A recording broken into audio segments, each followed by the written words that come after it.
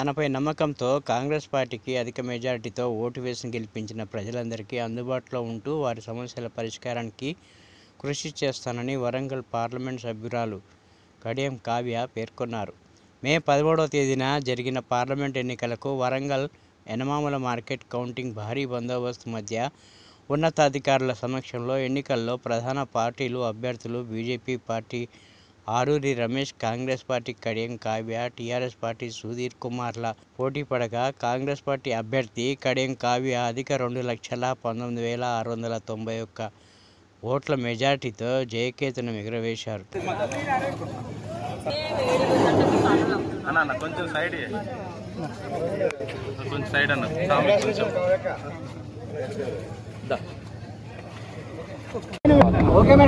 మన జాతీయ కాంగ్రెస్ పార్టీ అధినేత్రి సోనియా గాంధీ గారికి, అట్లాగే మల్లికార్జున ఖార్గే గారికి, రాహుల్ గాంధీ గారికి, ప్రియాంక గాంధీ గారికి, ఇక్కడ PCC chief CM Revanth Reddy గారికి, బట్టి విక్రమార్క గారికి, ఉప ముఖ్యమంత్రి వారికి నన్ను నమ్మి టికెట్ ఇచ్చినందుకు వాళ్ళందరికీ నన్ను కృతజ్ఞతలు తెలియజేసుకుంటున్నాను. అదేవిధంగా నన్ను నమ్మి ఎన్ని విమర్శలు చేసినా కూడా ఇంత మెజారిటీతో నన్ను గెలిపించిన వరంగల్ ప్రజలందరికీ కూడా నేను రుణపడి ఉంటాను. వాళ్ళ సమస్యల్ని తీర్చే విధంగా ఈ 5 ఏళ్ళు పనిచేస్తాను, అందుబాటులో ఉంటాను.